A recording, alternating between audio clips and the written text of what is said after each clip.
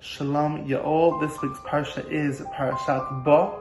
Bo literally means come. Bo el Paro. Hashem is telling Moshe to come to Pharaoh and for the Jewish people to leave Egypt. Now, why does it say Bo el Paro, come to Pharaoh, not Lech el Paro? So Rabbi Menachem Mendel of Kotz explains that Hashem is telling Moshe very simply, Bo el Pharaoh, come with me.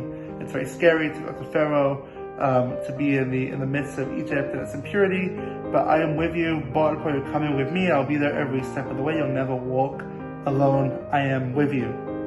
But the question is still, why is the pasuk stressing the importance of Egypt? Today we have Amazon Prime, we have Instacart, everything comes to us, so we have to go to something that's showing the importance of us having to leave and go somewhere else. So why does the Torah have to stress that Moshe had to come to Pharaoh? I'd like to share a story that happened to me. It was July the 6th, 2012. It was a Friday afternoon. I was very privileged to be in Poland with a trip led by Rabbi Pesach Krohn.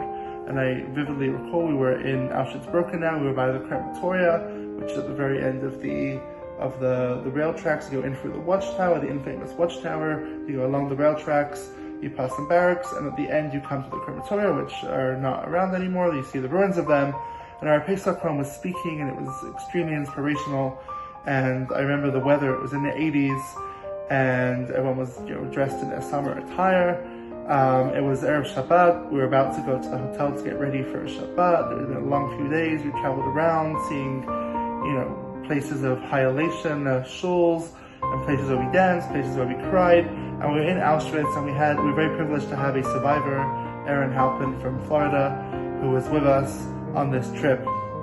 And I remember it happening like it was yesterday. All of a sudden, the skies open, torrential downpour ensues, and it went from being in the 80s and dry and sunny to extremely wet. Everyone's running back to the bus. There's no shelter there. Everyone's running back so we can go, back to the buses. And I recall we were waiting. We got back to the bus and we were waiting. Why were we waiting? Because someone had a wheelchair to wheel Mr. Halpin back to the bus. He was an elderly man. He was 84. And Aaron said, no, last time I left these gates of Auschwitz, I was still a prisoner. I was still a slave. I went on to other concentration camps. I later survived. But now I'm going to, it's the first time he was back in almost 70 years since the Holocaust happened. Now I'm going to walk out of Auschwitz on my own 2 legs. And I remember that, and that message inspired me. And I think this is the message of Moshe coming to Pharaoh. We think that when we want to do good, we just do good, do more good and more good and more good.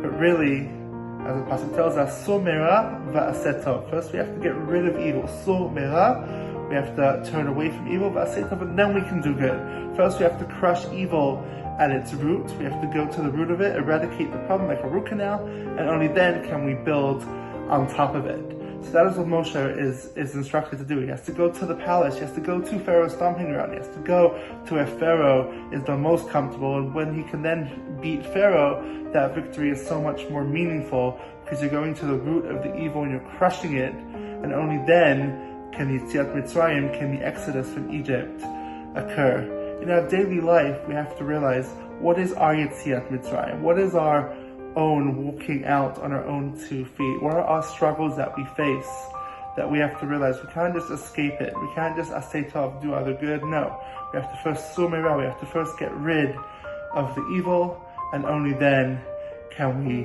do good, and can we build up our lives, and then hopefully make the world a better place. Have a Shabbat Shalom.